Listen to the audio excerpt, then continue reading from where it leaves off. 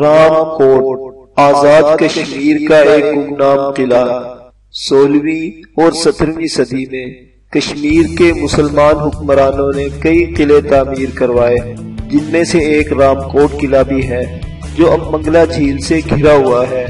قلعہ جہلم اور پونچھ دریاؤں کے سنگم پر ایک اونچی پہاڑی چوٹی پر قائم ہے، جہاں سے چمکدار نیلے پانیوں کا نظارہ بہت دیدہ زیب لگتا ہے۔ اپنے غیر معمولی طور پر منفرد طرز تعمیر کی بنا پر رام کوٹ قلعہ کشمیر میں تعمیر کیے گئے باقی قلعوں سے کافی مختلف ہے۔ منگلا اور مظفر آباد قلعوں سے ملتے جلتے طرز تعمیر والا یہ قلعہ شاید اسی دور میں تعمیر کیا گیا تھا۔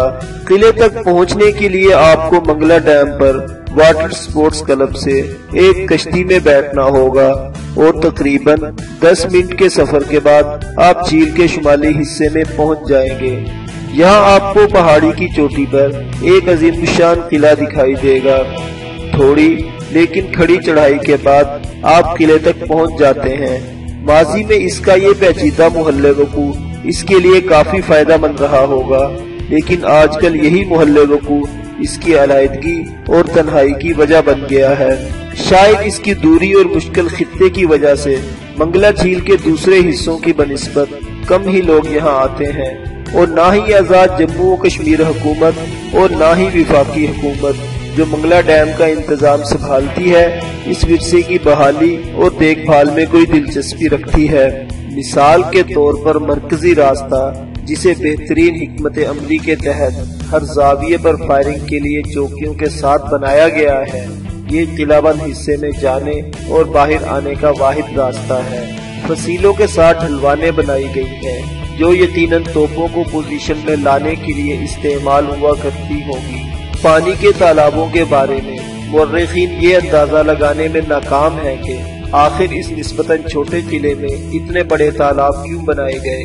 قلعہ 90 کی دہائی کے اواخر تک بھی نظر انداز کرتا تھا، جب اسلام آباد کی ایک غیر سرکاری تنظیم ہمالین وائلڈ لائف فاؤنڈیشن کے سربراہ ڈاکٹر انیس الرحمان پہلی بار مچھلی پکڑنے کے لیے منگلا آئے اور رام کوٹ تک آ پہنچے۔ ڈاکٹر انیس الرحمان نے مجھے بتایا کہ جس دن وہ پہلی بار یہاں آئے اس دن یہ مکمل طور پر تباہ حال اور پہنچ سے باہر تھا، جبکہ مٹی کے ڈھیر اور جھاڑیوں نے قلعے کے انچ انچ کو چھپا رکھا تھا۔ ڈاکٹر رحمان نے وفاقی وزارت آثار قدیمہ سے رابطہ کیا تو حیران کن طور پر پایا کہ وزارت کے پاس قلعے کا کوئی ریکارڈ موجود نہیں تھا۔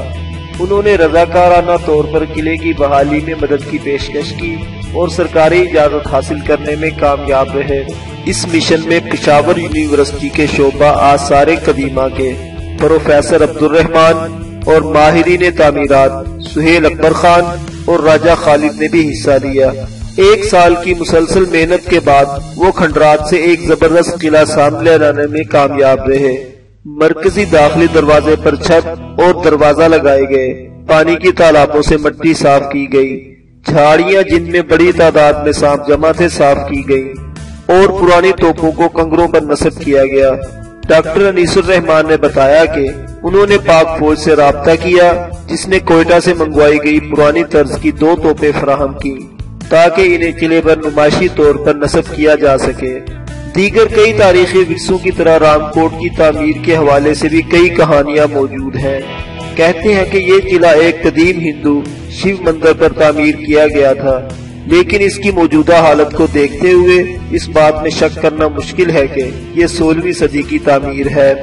ماہر آثار قدیمہ ڈاکٹر سیف الرحمان ڈار کے مطابق یہ قلعہ کیونکہ مظفر آباد قلعے جیسا ہی ہے، اس لیے اس بات کا کافی امکان موجود ہے کہ یہ 16ویں صدی کے پہلے نصف میں تعمیر کیا گیا ہوگا، جبکہ فصیلوں کے ساتھ ڈھلوانے، توپوں کے لیے کنگرے اور بندوقچیوں کے لیے تنگ سوراخ تب بنائے گئے جب یہ قلعہ 19ویں صدی میں کشمیر کے ڈوگرا مہاراجہ کے زیر تسلط تھا۔ آزاد کشمیر کے دیگر قلعوں جیسے منگلا، مظفر آباد، برجن اور تھروچی کی طرح رام کوٹ قلعہ تاریخی ریکارڈز میں اپنی جگہ نہیں بنا سکتا۔ کشمیر کے 1841 کے ایرو اسمتھ نقشے میں اس کا کوئی ذکر نہیں ہے، لیکن مشہور سفری مصنف سلمان رشید کے مطابق مہاراجہ کشمیر کے مقرر کردہ ماہر ارضیات فریڈرک ڈریو 1857 میں شائع ہونے والی اپنی کتاب the Jammu and Kashmir territories geographical account میں رام کوٹ قلعہ پر روشنی ڈالتے ہیں۔ ڈریو کے مطابق توگلو نامی ایک گکھر نے یہ قلعہ تعمیر کروایا تھا، جب گکھروں کے بعد یہ قلعہ ڈوگروں کے زیر تسلط چلا گیا۔ گزشتہ دہائی سے رام کوٹ قلعہ تباہی کے راستے پر تیزی سے گامزن ہے۔ ڈاکٹر انیس الرحمان نے جو بحالی کا کام کیا تھا وہ روزمرہ کی دیکھ بھال نہ ہونے کی وجہ سے اپنا زیادہ تر اثر کھو چکا ہے۔ اس کے علاوہ 2005 کے زلزلے میں بھی اس قلعے کو شدید نقصان پہنچا، جبکہ آزاد جموں کشمیر حکام کی غفلت بھی اس کے ذمہ دار ہے۔ اگر اسے مکمل طور پر بحال کر کے یہاں ضروری سہولیات دستیاب کر دی جائیں تو رام کوٹ قلعہ سیاحوں کی پسندیدہ جگہ بن سکتا ہے، جس سے آزاد جموں کشمیر کی حکومت کو خاصی آمدنی ہو سکتی ہے۔ اس کے علاوہ یہ کشمیر کی زمین اور عوام کی تاریخ، ورثے اور ثقافت میں بھی چار چاند لگا دے گا۔ لیکن اگر برجن قلعے کی مثال دیکھی جائے تو تحفظ کی امیدیں رکھنے کی کوئی وجہ باقی نہیں رہتی۔ آزاد جموں کشمیر کے وزیر اعظم چودھری عبدالمجید رام کوٹ سے کچھ ہی فاصلے پر واقع برجن قلعے کی حفاظت نہیں کر سکے۔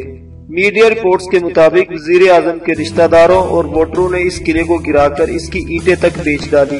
حکومت کسی قسم کا ایکشن تو کیا لیتی، الٹا صدیوں پرانی پتھر کی اینٹیں سینئر وزیر اور آزاد جموں کشمیر وزیر اعظم کے گھروں کی تعمیر میں کام آئیں۔